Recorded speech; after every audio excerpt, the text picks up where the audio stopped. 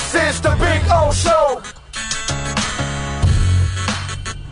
This is the Big O Show. All righty, there he is, Andy Behrens, the man that is ready to declare Tua Tagovailoa as the #1 fantasy QB in all of fantasy football. Correct?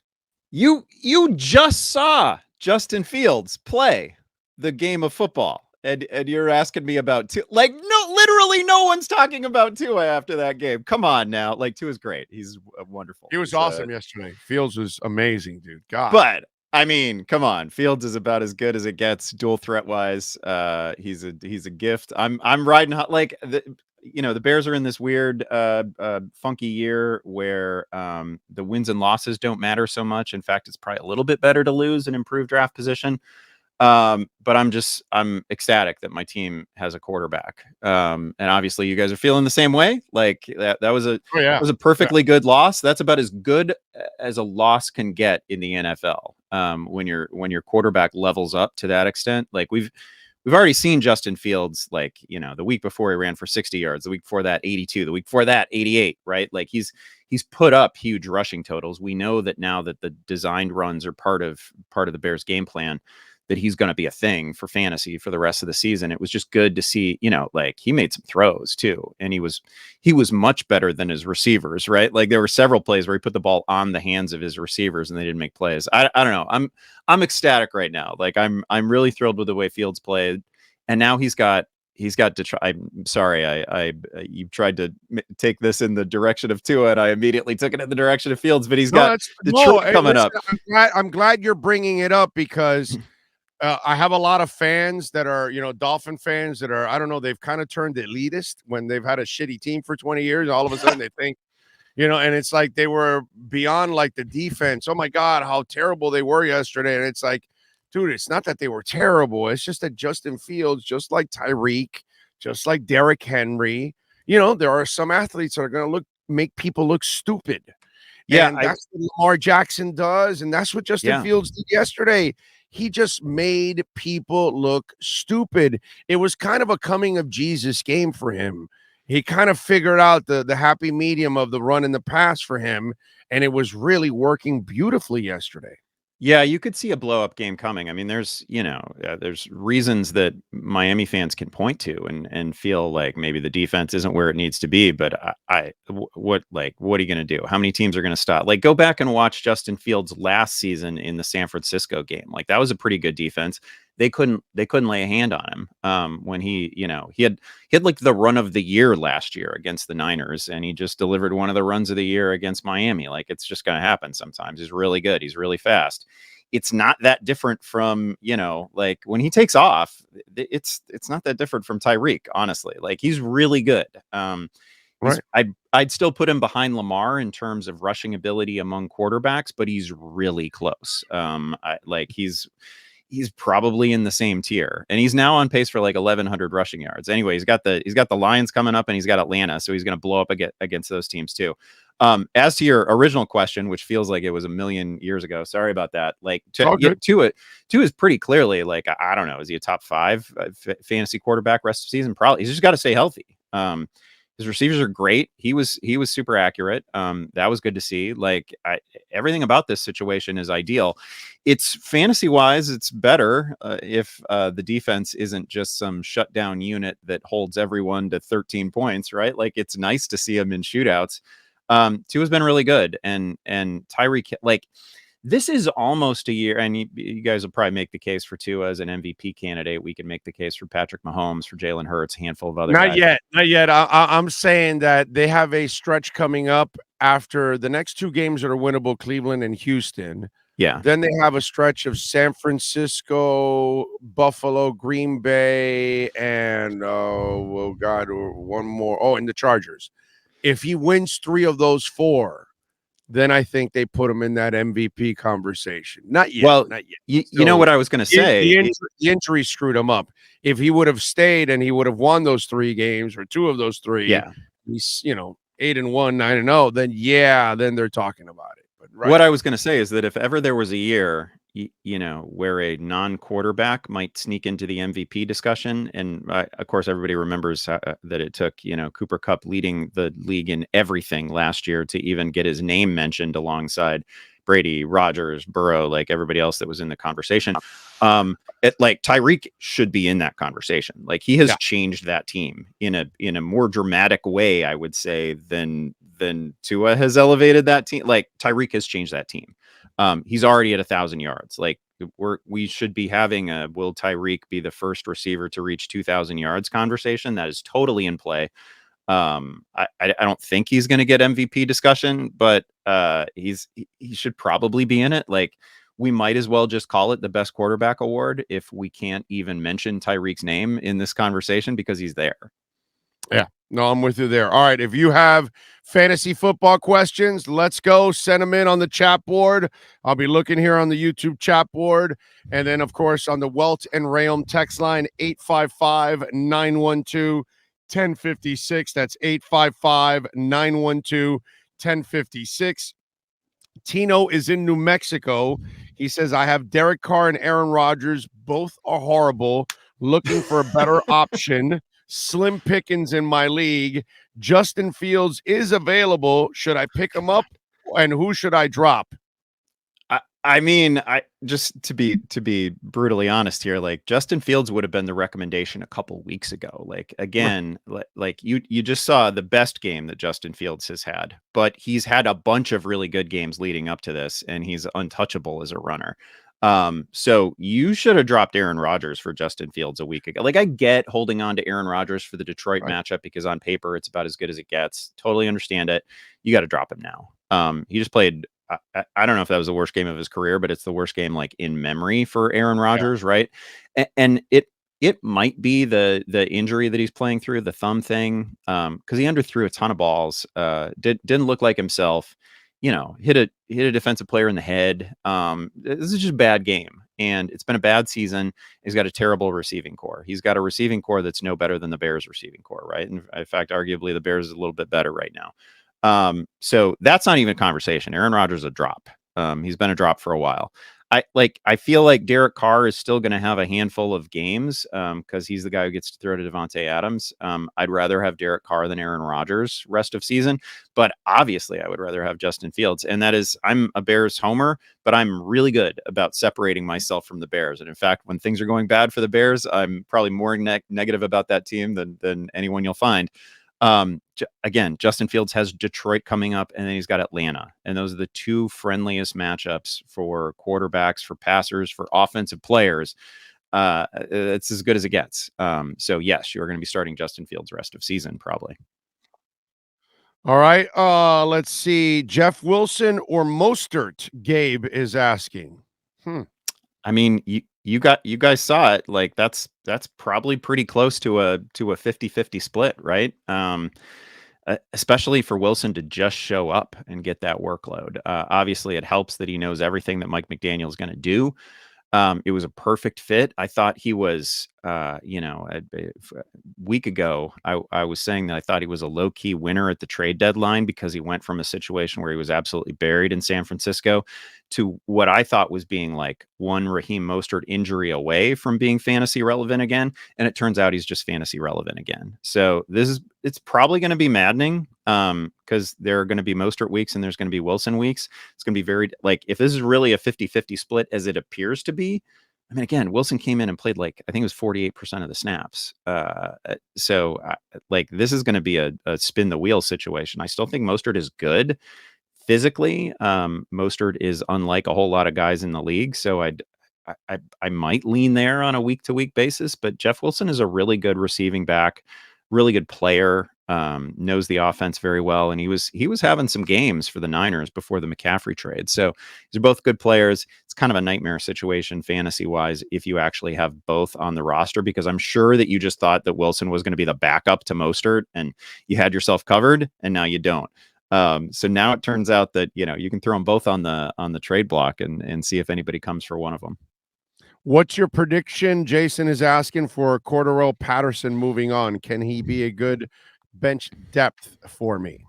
Yeah, bench depth. I mean, wow. Cordell Patterson's good. Like, I don't know. He had an Earl Campbell touchdown yesterday, right? Where he just stuck his head down and plowed through a guy, knocked him to the ground, and then fell into the end zone. Like, Cordell Patterson's great. He started the season with like touchdowns in 3 of his first 4 games, couple of 100-yard games. And then he's on a team that just wants to run the ball. Remember, we're just a couple weeks removed from Atlanta throwing the ball 13 times in a game that they lost by 3 scores. Like, all they want to do is run. And Patterson is now, I mean, it's weird. We haven't seen a lot of stories like this. He's a kick returner who didn't become a running back until he was 30. But he's good at it. Like, he's really, really good. I'm surprised that he's a guy on the bench for you. Like, for most teams, you'd be flexing Cordell Patterson at the very least. He'd be your RB2. I think he's a very solid RB2 rest of season. Jeff in Long Island is asking Stafford or Geno or pick up Watson going forward. Yeah, Geno and pick up Watson. That was going to be. You massage this answer for us. Oh, that's just terrible. Well, I hope it has a happy ending for your fantasy team. So do we. The Watson situation. Yeah, I thought I was going to talk about Deshaun Watson when the other guy with Rodgers and Derek Carr on the roster wrote in, because I didn't think Fields would still be available in any competitive fantasy league. But Watson is the other guy who's out there right now. He's out there in about 75% of Yahoo leagues, and he probably needs to be added because he's going to play in week 13. As soon as he's eligible to play, he's going to play. All right. I have Burrow on bye this week. Pick up Dalton, Mariota, Goff, Lawrence, or Heineke. The problem for Heineke, and he's been a fun story, but he faces Philadelphia, and that's a brutal matchup. I'm gonna lean Goff here because he gets the Bears defense that you guys just saw. And granted, a lot of that was Tua and Tyreek and Waddle. But, the Bears have traded Quinn, they traded Roquan. Like, they weren't a good defense to start the year, and they deliberately made themselves worse. So that's a very friendly matchup, and the Chicago-Detroit game has shootout written all over it. So I'm gonna lean Goff if he's available.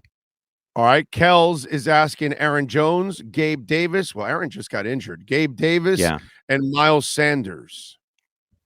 Yeah, my answer to this one is going to be Miles Sanders. It's close with Gabe Davis. Gabe Davis is a little bit of the superstar Gabe Davis that we've seen a couple times this season, and he's a little bit the guy that we just saw this last week where he had a chance to make a huge play for Buffalo and didn't pull a ball in, right? Like, he's not an unusually gifted actual like catcher of the football, but he's fun in other ways. So he's going to be a boom bust guy.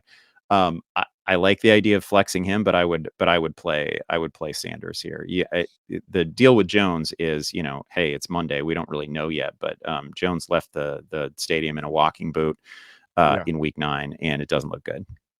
So Kylan Hill, does he become a guy that if you have a bye week or do you, if the Jones injury becomes something serious and you need a handcuff now as an option, does Kylan Hill become an option at all, or is this more of a deep league type of thing? It is a deep league type of thing. I've already written the pickups column for this week, most of it pending whatever happens on Monday night. And Kylan Hill was kind of an also ran, right? Pretty good player. I think it was Mississippi State, right? Yes. Like, pretty good collegiate player. Just returned to the Packers. I think he only had 1 touch in the debacle against Detroit. But I do expect to see him in some sort of rotational role. But I think it's fair to say that AJ Dillon is probably going to take over for whatever length of time Jones is going to be out. And he might not be out at all. This might just be like a low ankle situation, and he's able to play through it, or he misses a game or something like that. It might not be that bad. I don't want to really alarm people, but yeah, Hill for a week could get interesting in deep leagues. Josh Palmer for the rest of the season. What are your thoughts? They're asking. I don't like Josh Palmer, at least for like 4 weeks is going to be a good play. I don't know that we can go deeper into the season than that because, who can read this Keenan Allen situation? We thought he was going to be back after the bye, and his injury got worse during the bye somehow. He's like the first player ever to experience that. So like Keenan Allen is nowhere in sight. Mike Williams is probably still at least 3 weeks away. So you got a month in which Josh Palmer is going to be a thing. I don't think he's a spectacular talent necessarily. But he's going to draw double-digit targets each week, and Right. you That's know, what it is. Justin Herbert is certainly good enough to support a couple of startable fantasy receivers. So I think not only is Josh Palmer is more interesting than DeAndre Carter, but DeAndre Carter is probably going to have a game or two along the way as well. Well, they're asking, should I be, Joey Vasquez is asking, should I be concerned about Justin Herbert, and who can I pick up for insurance? Again, I don't know who's available in your league. Obviously, if Fields is available, that would be the guy. This week, the guys that you'd pick up as insurance that are widely available right now, it's like Garoppolo, it's Goff, it's Heineke, it's Daniel Jones. They're certainly no better than Justin Herbert. And at least Justin Herbert gets to throw to Austin Eckler. You know, Gerald Everett's been a little bit of a thing. He is going to get his primary receivers back at some point. So in most leagues, I feel like you would just roll with Herbert unless somebody truly exceptional and unusual is out there, like Fields. Okay. Isaiah Spiller, has he now become the handcuff to Austin Eckler, because it looks like he may have skipped over Sony Michel? Your thoughts on that? Yeah, it was Michelle before. It was Josh Kelly before that, and they really buzzed about Josh Kelly. So, like, when Kelly comes back from injury, I'm not sure it's Spiller. I wasn't a huge Spiller fan coming into the league. I really think that if Josh Kelly can get right, it's probably going to be him down the road. But sure, if you want to ditch Michelle for Spiller, it's not gonna affect anything. It's not going to hurt anything. Certainly, if something were to happen to Eckler, Spiller would get a significant number of touches. I don't know that he would step right into what Eckler's doing. I doubt that. But he's fine. I don't have a lot of enthusiasm for him. He wasn't my guy. I know. Stafford or Lawrence next week being asked. That is just gross. I don't know if I want to pick either one of these guys. Man, it might be Trevor Lawrence. I might actually lean Trevor Lawrence there. I find it very difficult to trust Matthew Stafford right now. Because that's not like the version of the Bucs defense that just held him down. Hasn't been great. Like, the Bucs haven't been world beaters defensively this season. Obviously, they still have some players, but they haven't been.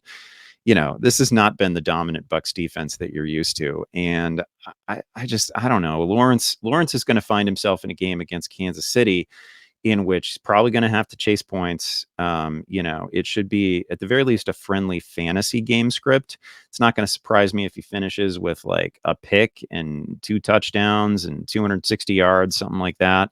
And that would just be a dream game from Matthew Stafford at this point, because if they don't get it from Cooper Kupp, it just simply doesn't happen for them. So I'd probably lean Lawrence. All right. Monday night tonight, what do you got? Ravens Saints.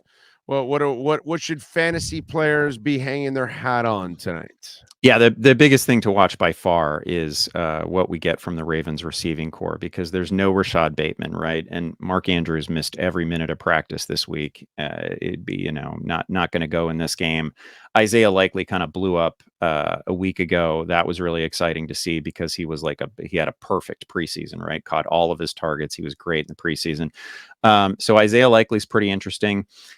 But do we get a little something from James Prochet? What does Devin Duvernay do? Can Demarcus Robinson even play? He had a groin injury earlier in the week. So, like, a lot of question marks in that receiving core.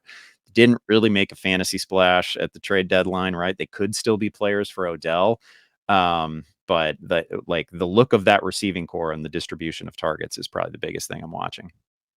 All right. Make sure you follow him on Twitter, by the way, at Andy Behrens. What are you doing at Yahoo for the rest of the week to get folks ready for week, 10, right? Yeah, week 10 already, if you can believe that. Yeah, I've got recommended waiver wire pickups coming out tomorrow. The thing is already written.